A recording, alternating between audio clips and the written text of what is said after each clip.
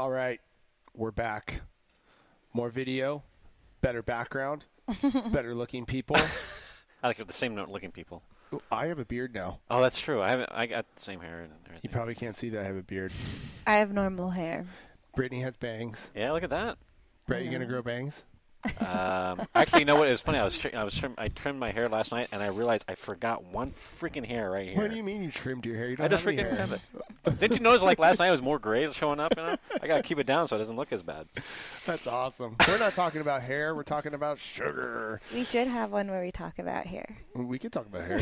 I bet you, honestly, sugar probably affects hair growth in some way. Probably. But that's what we're talking about today, you guys. We're talking about sugar. Both negative effects, mental effects, some things to think about when we're going into grocery stores and labeling of these foods and everything. But bottom line is that our world is just surrounded with sugar. Sugar is in everything. Everything. And I think the bigger problem is now is that not that sugar's in everything, is that companies have found ways to replace the word sugar with other words. So we think that there isn't sugar in things anymore, but there's still sugar. They've just found a different way to call it something else, right? Like they had somebody in lab coat that goes, all right, well, if we put the word sugar on our label under ingredients, our sales go down X percentage, right? So lab guy, come up with a different chemical that tastes just like sugar that reacts exactly the same in the brain as sugar will. Or what's a scientific name for this thing that we use as sugar? Yeah, what's a scientific name that we can use, and we'll put it on there, and more people will buy it, and we could put on the front of the label that it's sugar-free. Because we actually didn't use any real sugar. We used this fake made-up thing in a lab that still reacts in the body the exact same way as sugar and still causes the same horrible, negative effects as sugar does. So we're here to talk about that kind of stuff. How can you guys not get duped when you guys go to the grocery store? What are some of the mental things that are causing you to want this stuff? And then some of the side effects for you. And I don't want this to turn into just like a, oh, so everybody's scared of sugar and stay away from sugar, Well, maybe we should clarify what exactly sugar we're talking about. Not like fruit and things like that, as the added processed sugar that we're looking at. Is that right? Yeah, sure. I'm down to talk about whatever you guys want to talk about. You could tell that we are very prepared. No, yeah. I'm down to talk about any of this stuff, you guys. I think that we all know enough about sugar, right, and about the effects of what it does to the body. So let's just start there. So why is sugar detrimental to our health, or at least excess sugar detrimental to our health, right? You guys have a couple hormones in your body that you're concerned about when it comes to weight loss and health, and they're insulin and glucagon. Insulin and glucagon are the two blood sugar regulators that you have in your body. So when you eat food, it gets broken down into your body, and that food that's broken down in your body eventually gets turned into glucose, which goes into your bloodstream, which is the fuel that you use to accomplish whatever task it is that you may need to accomplish. Depending on the task it is that you are doing at that time depends on how much glucose or sugar you need in your bloodstream to accomplish that task. So we are sitting here doing a podcast at this moment. I don't need much sugar in my bloodstream to accomplish this task. But if after this podcast is over, I'm going to go work out. I need some sugar in my bloodstream to accomplish that task, right? And the level of sugar that is in your bloodstream at one time, it determines how much of insulin or glucagon is being released, right? So if you're in the middle of doing CrossFit and you run out of fuel, let's say, for example, so you start to bonk. Well, the pancreas will secrete glucagon. And glucagon's job is to find other fuel sources to turn back into sugar to go re-release back into the bloodstream to keep you moving, right? It's the second wind that people say that they feel on long runs or marathons. On the opposite end, let's say that you have too much sugar in your bloodstream. Let's say I just, downed a bunch of soda right before we did this. Well, I have a ton of sugar sitting in my bloodstream. My pancreas would release insulin, and insulin's job would be to sweep the blood of that excess sugar and to keep my sugar or my blood sugar levels under control, right? That becomes an issue because where does that excess sugar go? Body fat. Stored. Yeah, it gets stored on the body. Now, that only becomes an issue if it's an issue, right? Like if you look in the mirror and you got low abs and you look at your blood tests and everything's awesome and your resting heart rate's good and you're storing a little bit of body fat because you ate, a double cheeseburger because you felt good and you wanted to do it, then that's not an issue. It's an issue when you look in the mirror and you go, ooh. And you go to your doctor and he goes, ooh. Right? That's when it becomes an issue. That's when you're getting too much sugar in the bloodstream at one time, and then it leads to all of these other issues as we continue this downward spiral, right? It's like the snowball rolling down the hill. It gets bigger and bigger and bigger and bigger. Those issues, increased heart disease, increased acne, increased risk of diabetes, may increase the risk of cancer. This is a huge one that they're really studying right now. Increased risk of depression. I'll say that one too. Yeah, accelerates skin aging process. Increases cellular aging, which is, that alone is a really big issue right there. Drains your energy, can lead to fatty liver, increases kidney disease, leads to poor dental health, increases risk of developing gout, accelerates your cognitive decline. Let's keep going. Right? Yeah, you could go for a really long time. There's tons of other stuff. I stopped there because I was getting depressed when I was trying to look up stuff to study for this, Sure. And I was just like, I think it's enough for people to know, hey, it'll make you gain weight and, you'll probably get a cavity or two. Yeah.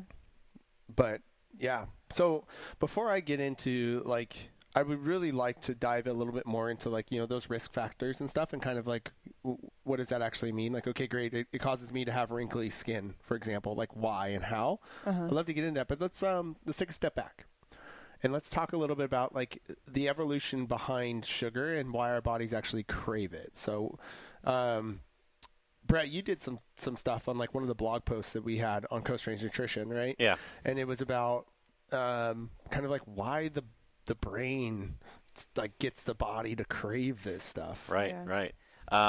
Sugar has a similar response to the body as cocaine does. In fact, almost even worse. The brain lights up when you consume sugar.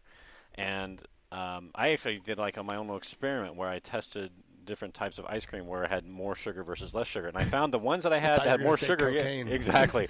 This was just for the podcast. Yeah, exactly. This is the only reason why you had this ice cream. I did some of my own research here. I sacrificed myself for this one. Yeah.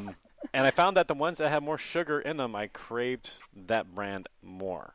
So as soon as I had this Ben & Jerry's ice cream, it's as soon as we had that, I was like, do we have another pint in the freezer? Because I was wanting more. The ones that had lower sugar, like the Enlightens or Halo Top or things like that, I had it. It tasted good. No, it doesn't. Don't lie to my face. I've had Halo Top. Okay, maybe you have Halo Top, but the Enlightened ones I actually do enjoy. I think they're both pretty good. Really? Yeah. See, I totally disagree with you. Now, did you let it sit out for a bit, or did you open it up and just dive into it? I don't want to have to do anything with my ice cream besides eat it. You know what I mean? And that's okay, great. This is awesome. Keep going, doctor. Because Brett is not a doctor, but this is just it, right? Right. I've had those different brands before. I've tried the Halo Top. I've tried the Enlightened. And you thought of Ben & Jerry's. Ben & Jerry's made you super happy when he said that, huh? Compared to the other ones. Americone Dream. See, there you go. I can nail a pint of Americone Dream. Oh, yeah. No problem. Their move for you was awesome. That's low sugar, but still, it's so much. Yeah, I just had the same reaction. It's okay, where's the next pint? Yeah. I want to tear that one up. Yeah, and even when I'm full, I'll eat a half a pint and I'm oh, I can't eat anymore. And I'm but come on, keep eating. It's so good. Why? Yeah. It's just the way our bodies the sugar goes straight to the brain and it triggers a dopamine response. Mm-hmm. And it's similar to what cocaine does, but on sugar, it's a more magnified level. The brain lights up much more than cocaine does. Holy cow. So that's more of a crazy response to sugar with that. And I did some research and I found that Americans consume an average 22 tablespoons of sugar per day. Oh, yeah. And it's added sugar, not including your fruit. And new dietary guidelines suggest that Americans consume no more than 10% of your calorie intake. So if you normally consume a 2,000 calorie diet, that's 12 tablespoons of sugar. What? So if more Americans are averaging 22 and you should be only consuming 12 based on your diet, there's a huge difference there. Yeah. How much do you weigh, Brittany? 125 today. I saw something that recently we started saying the level ones that the average American consumes 150 pounds of sugar a year. So more than you. That's crazy. The average person eats you plus 30 pounds basically of sugar a year. That's crazy. And the average American, guess how many pounds of fish the average American eats a year? Ooh. Pounds of fish? Mm-hmm. Well, there's 16 ounces in a pound. Mm-hmm. So I'm going to guess 30. 10. What the? Ounces of fish a year? 10 pounds. 10 pounds. Okay. 10 pounds of fish a year. That's really sad. We eat 150 pounds of sugar a year, and we average about 10 pounds of fish a year. And I bet you that fish isn't even very good fish. I'm sure it isn't. Yeah. Dang, that's crazy. Well, I like on an evolutionary standpoint, if you think back to when, we were hunters and gatherers and stuff, like our body needed sugar in order to survive because one, sugar breaks down really fast, like you were saying earlier. So like it would break down really fast and we would either use it right then to like run away from things or maybe run and go hunt and gather other things, or else we're storing it away for later on when things get a little bit tight and you can't get that food. So that's probably like from an evolutionary standpoint why we need that and why our brain lights up so much, for sugar. And then same thing with fat, like we need the fat too, because then when we store that, when you break down fat actually has more of a punch to it. It gives you more energy when broken down than what, the protein or the carbs do. Mm-hmm. So then we need the fat as well. So we need both of those. And the industry has just figured that out, right? Mm-hmm. They figured out there's a huge response to sugar, there's a huge response to fat, and then they put it together, right? So if you look at like a Ben & Jerry's, like not only is it loaded in just sugar, it's loaded in fat. And so those two things together are a really dangerous combination. And dangerous. Dangerous. It is, right? It's a dangerous combination. I know it is, but oh my God. Wes is going to go to Safeway on the way home and get some Ben & Jerry's. I am low. I only have half a pint in my freezer right now. Uh-oh. I'm not, like, we could talk about this all day, and like I'm not saying, that I don't eat sugar. Obviously we all do, you know what I mean? But it's just, I think it's figuring this education out, and like me and you guys, like our understanding of what this stuff does. And so I think I heard you say it, that what did Pat Sherwood say one time about like we have 35 meals in a week? Yeah, if you have 35 meals in a week and you have one meal that is just totally off your plan, yeah, it's such a small percentage. It's like 3% of it your normal. And that's not the problem, right? The problem is not that we're eating some Ben & Jerry's every once in a while. The problem is that, like, people are going through Ben & Jerry's every night. And it's also the other foods that are hidden with sugars as well. Yeah, exactly. But from an evolutionary standpoint, we're drawn to that stuff, is what you're saying. Like we've been wired since we've been around this earth to search that stuff out. Yeah. And I think we've been wired to search it out, and then industry discovered that and figured out how to make it even more powerful. Mm-hmm. And then most people don't know that. And so they understand that they shouldn't be having, a pint every single night, but they do. And then they get frustrated with themselves and disappointed with themselves and then beat themselves up. Totally. So not only are they hurting themselves,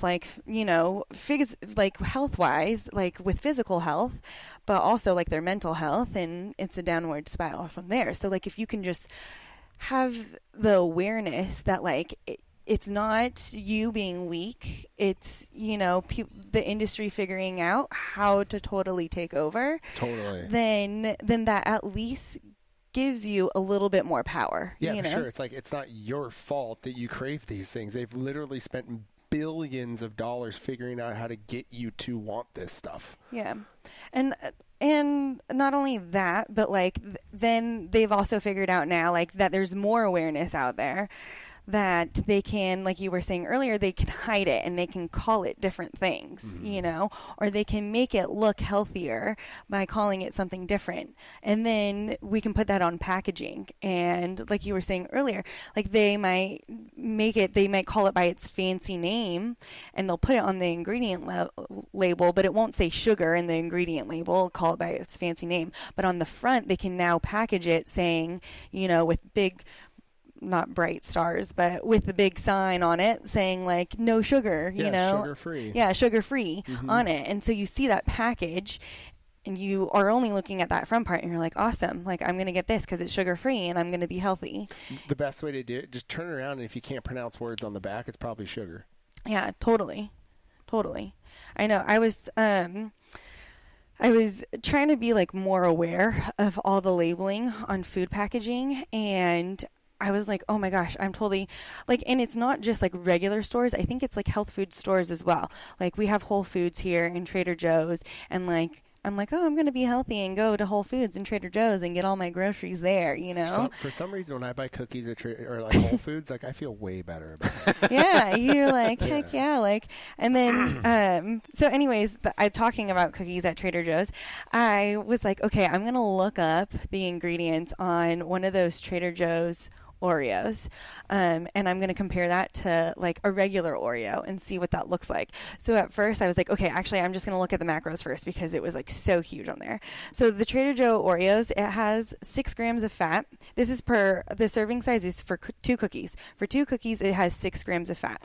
And then for 3 cookies of an Oreo, it's 4.5 grams of fat. And then the Trader Joe one actually has 2.5 grams of saturated fat, while the regular Oreo is 1 gram. And then if you go down to the carbs, for 2 of the Trader Joe cookies, it has 18 grams of carbs with 11 grams of sugar.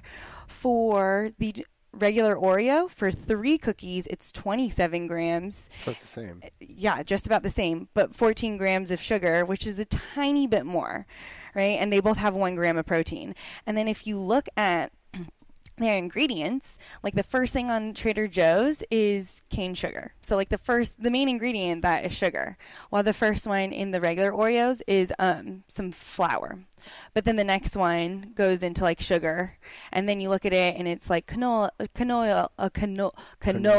oil on both Palm of them. oil. Yeah. Cocoa. And as you keep on going on the list, it's basically the same thing.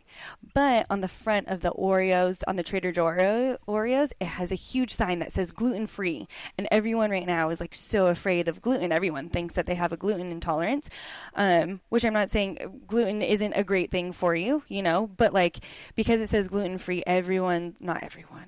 I need to stop generalizing this because it says gluten-free. Not enough people listen to this podcast. So we can get away with it right now. They're like, oh my God, she's talking about me. I hate her. No, because it says gluten-free and it's from Trader Joe's, you're going to be like, oh, I should probably get this one over the regular Oreos. Totally, I would. Yeah, because you think that would probably have cleaner ingredients in it. Right? Well, because the company Trader Joe's, that's what they promote, right? Is that they are a cleaner company, that they carry a health food store. They're a health food store, right? But they still carry, candies and stuff like that. So there's, while they probably do have some maybe cleaner sources of food, they still have cookies and ice cream and all the other, stuff that you like to shop at, so you don't have to go anywhere else. Yeah, of course. I mean, what does it all really come down to? It's like these stores have to stay open. Sure. Yeah. And in order to stay open, what do you need? Sales. Money. And you got to sell this stuff if you want to make money. It's just the bottom line, because that's what pulls people in there. They're going to buy it, and so it's not about like, is this company, the devil versus this one. It's like everybody's just trying to make a living here, and you just need to be more educated and know what you're looking at, and that's what we're trying to do with this. Yeah. So you could literally go either way, no matter what. When it's broken down, both of them are pretty high in sugar. Both of them are pretty high in carbs. They both contain sugar in them. So so it's not about whether you get this brand versus that brand.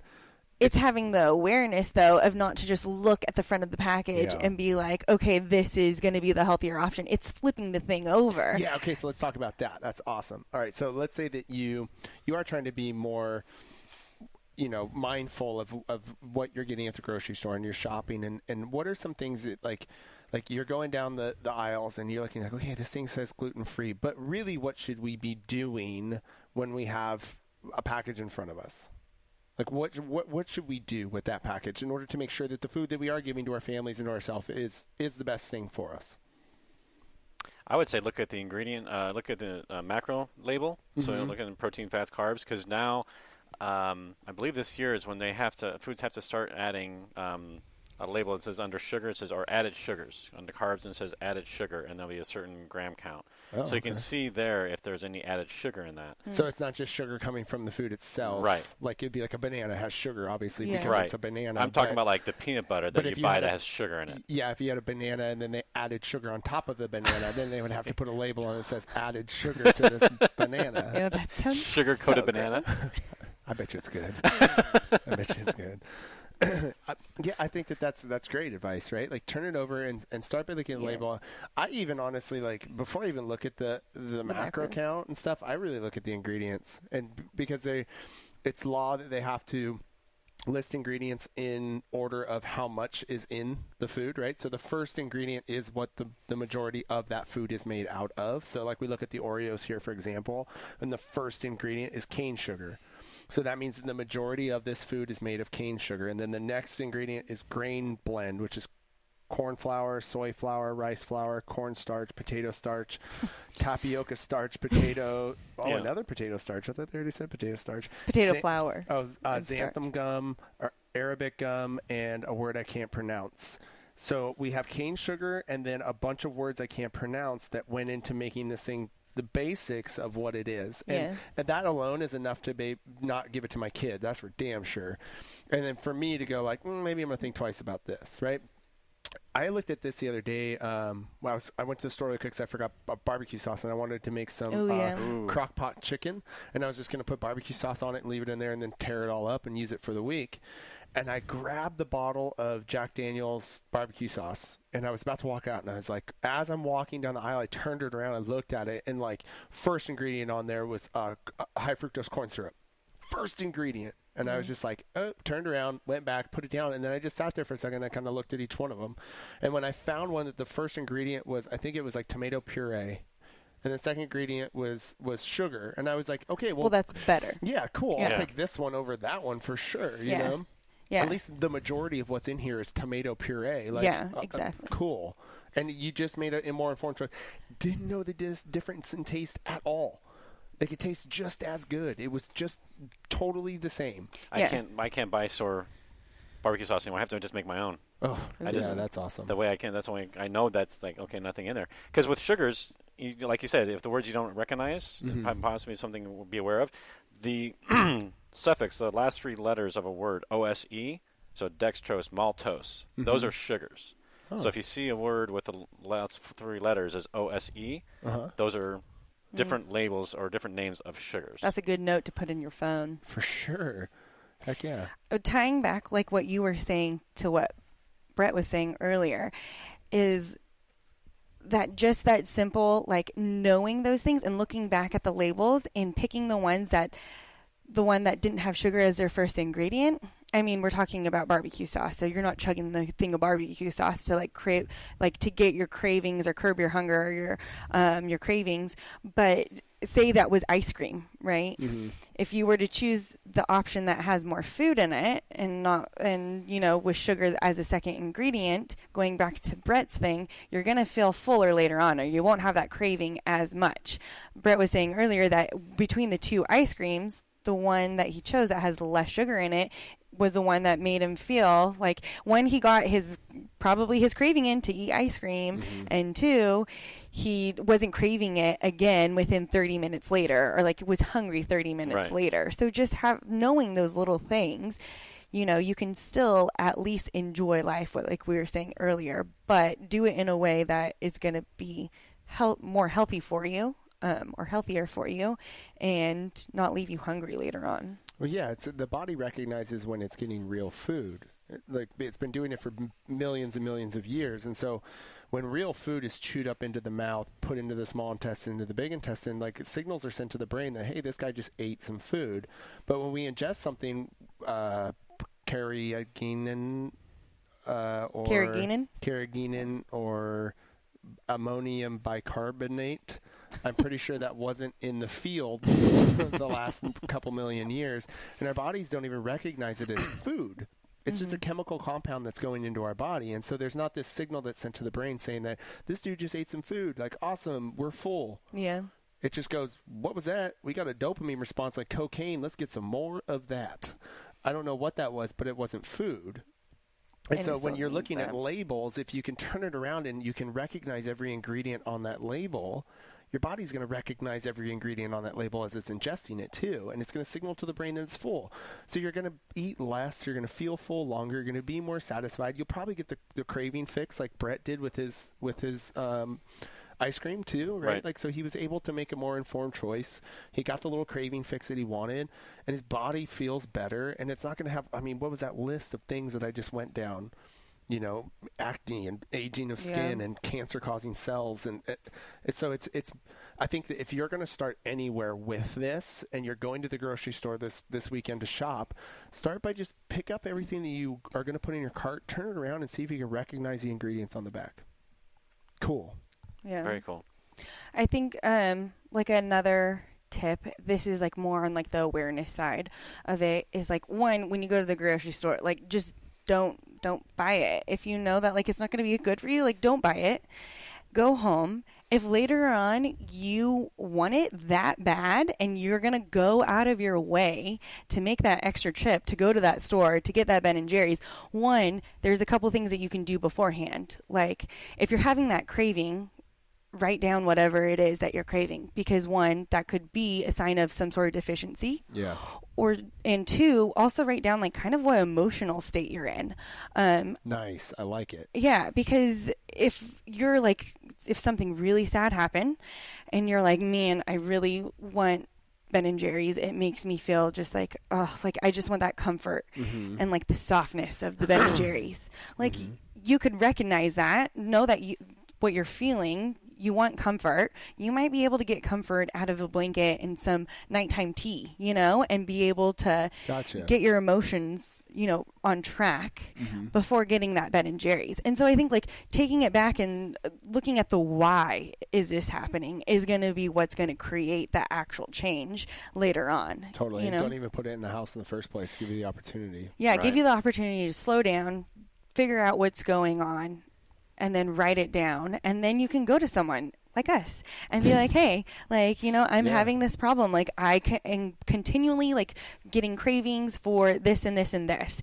And I have some of these written down right now, but a popular one, chocolate. Like you could totally have a magnesium deficiency. And so one, if you need to get it through food, like we can, you know, suggest that you eat more nuts and seeds that are higher in magnesium, or maybe you need to actually supplement it. We would try the food route first. If that doesn't work, let's supplement it and let's see if that helps it out a little bit. But like a ton of food, like if you're craving salt, you know, that could just be another deficiency. If you're craving this or craving that. Yeah, you could be dehydrated and your body's like looking for ways to hold on to hydration. Yeah, exactly. You could just be under eating, you know, like there's reasons why your body feels things. It's trying to tell you something. And like, if you just, you know, run into the freaking pantry and grab something right away, you haven't even given yourself time to like actually understand what you're feeling and why you're feeling it to create that change. Yeah, I think the hardest part of it though too is that like we don't notice these effects right away. Like these effects don't happen right now. Like all of a sudden we have diabetes and all of a sudden we have cancer and all of a sudden we have heart disease or anything like that. It's like they happen slowly over time and so slowly to the point where we don't even really notice the difference of them, right? Like they just kind of keep happening. So it's like all of a sudden we wake up one day and what do people do? They see a picture of themselves now and then they see a picture of themselves 10 years ago and they go, oh God. You know, or they see a friend from high school that they haven't seen in 10 years and they go, oh, shoot, what's up? Like, wow, you've put on like 50 pounds. But we don't notice it because it just happens so slowly over time. And so it's like what Brittany's talking about and what Brett was talking about. If we can take the education behind understanding, like, okay, there is literally a physical response that happens in the brain every time we eat this. And then there is emotional response that happens when we eat these foods. And, you know, there is a reason why we may be craving these things as far as like vitamin deficiencies and stuff may go. And then we can just, number one, first be aware of that, right? Then we can start to actually make a change with it. So I think let's try to give some actionable steps for people, right? Like we talked about, okay, start at the grocery store, turn the label around and look at the ingredients. I think that's a great place to start. Where would you guys go from there? Like what would you do after that? Like, okay, you're in the grocery store, you're starting to pay attention to the labels and stuff like that. Now what? Now what do I do? How do I make this even better? I don't know. I mean, I really enjoy my own tip of just not taking anything home and like keeping notes on, what you're feeling when you're feeling it and what kind of cravings you have. I love that. Like you get this craving for something. Like, my big thing is In-N-Out. I don't know what it is, but I'm trying to get sponsored. But my big thing is In-N-Out. Like, I don't know what it is, but like at least 3 times. I was going to say twice, and then I was honest, and I said 3. At least 3 times a week, I'm like craving In-N-Out for some reason. And I think it would be really smart for me to like sit, like when I crave that, to go, okay, I'm craving it right now. And then maybe to take a step back and look at like, okay, what have I eaten today? Did I hit my macros? Did I hit everything I was supposed to? Did I work out more? Exactly what you did. Than I did the week before, or something like that. And am I just under eating? And so I should probably up or something like that. I love that idea. Yeah. Hydration, everything. Yeah. Yeah, definitely. Did I drink the amount of water I should be? So I think that's super important. It's like when you do crave these things, like write it down. Like, okay, why I'm craving this right now. This is what I'm craving. And then take a step back and like look at, have you eaten today? Okay, no, that's a big deal with Megan. Like my wife, she will go, she's so busy, man. This chick works harder than anybody I know. And she will literally just forget to eat all day. And she gets home and she's like, I haven't eaten today. And what do you do at that point? Well, let's go, let's eat, and let's eat, and let's make it happen, and stuff. And so I love that idea. So looking at the labels, maybe writing down when you start to feel these things and trying to figure out why you're feeling them and why you want those things, for sure. It's a great idea also. And it's an interesting aspect on even like our own research is to take the sugars out as much as you can and then try that item that you took out sometime and see how it tastes to you. Because I remember like I took out some things, and then you come back and taste it, like Snickers bar or a can of Coke or something like that. If you have that again, totally. What Jesus, this thing is freaking sweet. Like grapes and regular fruit is really super sweet, and now you have like something else that's like mega sugar. It's like gross to you. Yeah, I think that's another great place to start too. I think most of the people I see who have some sort of a health or weight issue, it comes to something that they're drinking. Like they're the ones that go to Starbucks and get that caramel, frappuccinos. Yeah, the caramel frappuccinos. They're the ones that are having Diet Coke or Cokes all day long or whatever. They're the one that are putting in the creamer in their coffees all day. You ask them when the last time they had water, and it was like, oh, shoot, I can't remember the last time I didn't put something in my drink to make it not taste like water, right?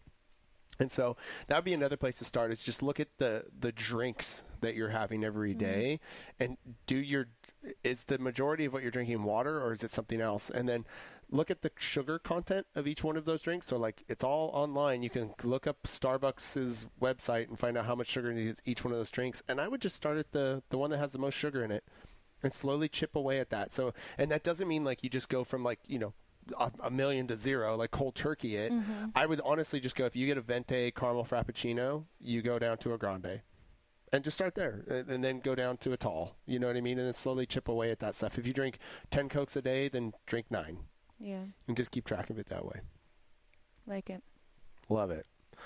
One of the things I did, so I kind of like hit on a lot of these issues that we can have with sugar, like, increased risk of heart disease and stuff. And I want to dive into the kind of like, okay, there's the studies behind it and why this stuff happens a little bit, just so people are a little bit more educated on this stuff. So you guys tell me which one you think we should go into a little bit more. We got weight gain. Weight gain's quick and easy. It's just you eat sugar, it gets turned into glucose really fast, goes into the bloodstream, and then that excess sugar gets stored as fat on the body. Simple. You eat less sugar, you keep your insulin levels under control, and then you don't become fat.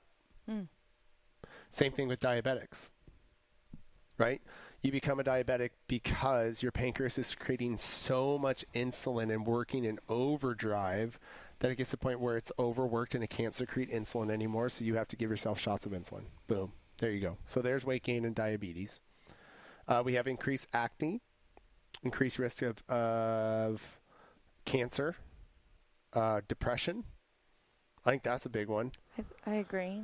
Depression, for sure, because I think like you even hit on a little bit, right? Like people get, I think the first place to start is they feel like it's their fault.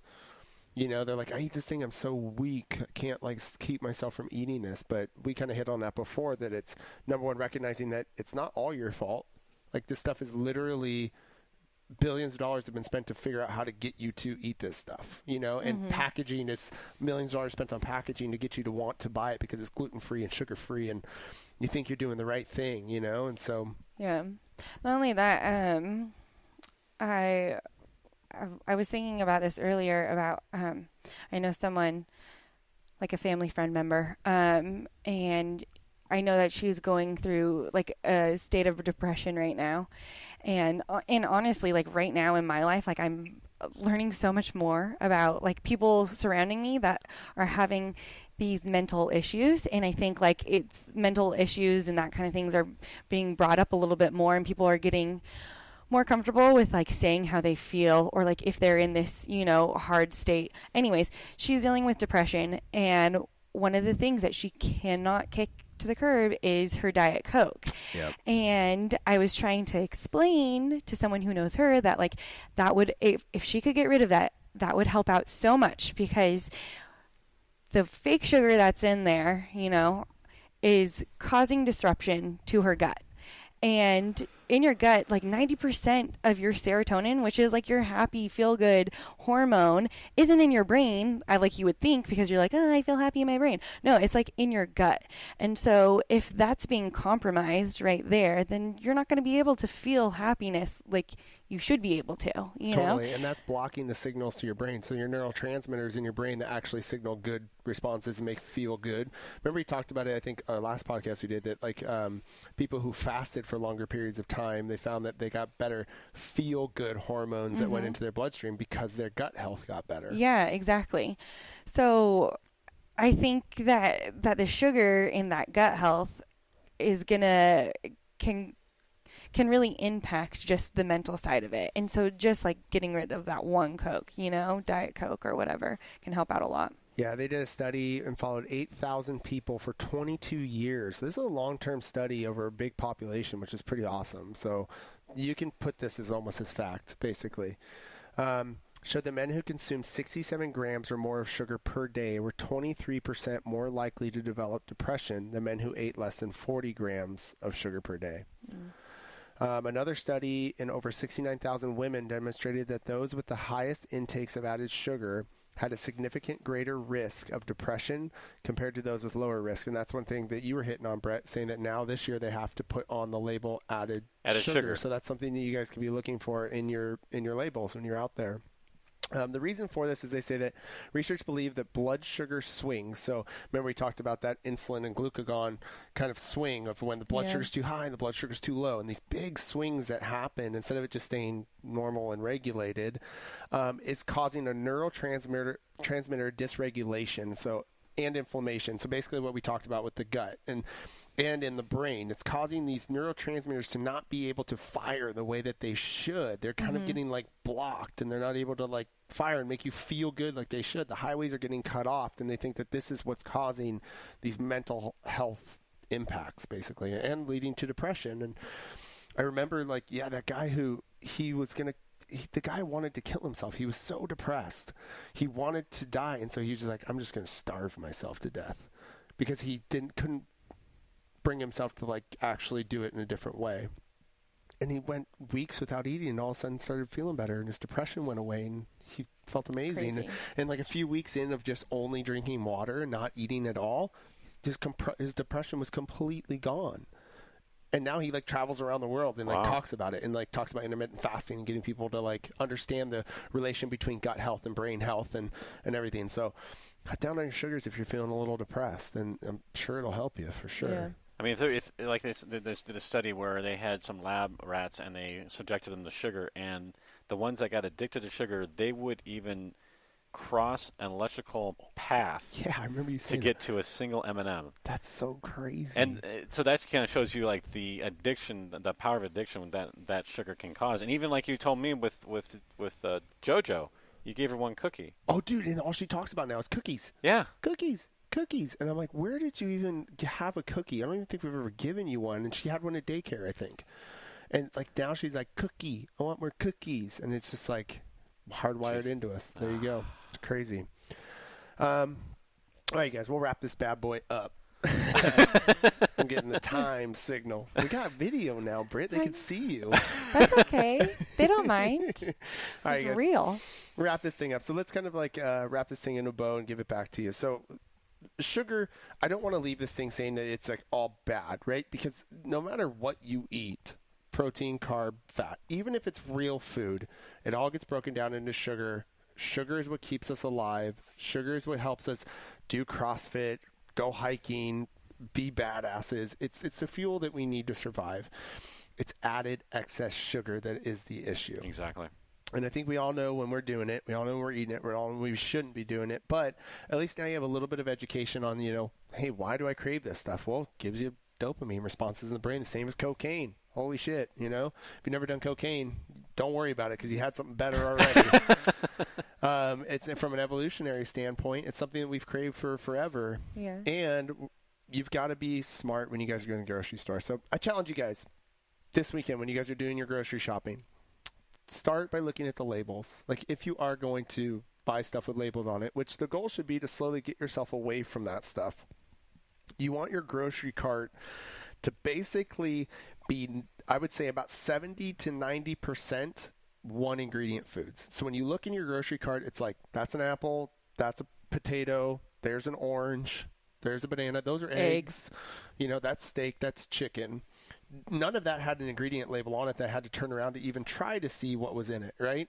And then there should be a very, very, very small amount of things that go in that grocery cart where you actually would have to turn it around and look at it and then try to make out the label. So if it's stressing you out already to try to do that, that's the first place to start is what is the percentage of your grocery cart being filled with? And if you're having to spend hours and hours in the grocery store looking at label after label after label after label, you need to be in a different part of the grocery store. Too many labels. Very true. Too many labels. So start there. And then as always, let us know, man. If we can help you guys out in any way, go to www.coastrangenutrition.com.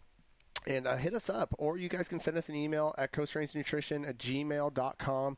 And Brittany, or myself will respond to you within 24 hours. We'll get back to you guys and help you guys out with this stuff.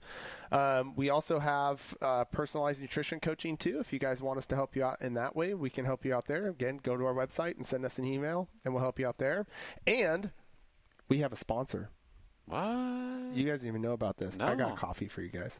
Ah. We're sponsored by Ruble Roasting Coffee Company, you guys. Dang. I thought it was just you. It is just me. I got That's it for okay. you guys, too. But me is us. We are a family here. But, yeah, we're sponsored by Ruble Roasting Coffee, you guys. They're a locally run, family-oriented coffee company out of San Jose. So right where we're at, South San Jose. The coolest thing about their stuff, number one, it's only single origin beans, which is amazing. That just means that there's not a mix of stuff going in to make this bean. You know what type of a bean it is. You know where it's coming from and the origin that it came from. But here's the best part. They don't roast their beans till you order it, and then they ship it to you. Wow. So it's literally the freshest beans that you could probably ever get. So you make an order at Ruble Roasting. They roast your beans. They stamp it with the roast date, and then they send it to you. That's awesome. Use code WES, and you get 10% off. I don't get anything for that, just so you guys know. And they haven't paid for any of this stuff. It's just damn good coffee. There you go. I got some for you guys. Cool. Yeah. So that's all we got. Anything else, guys? I think that's it. Don't eat sugar, kids.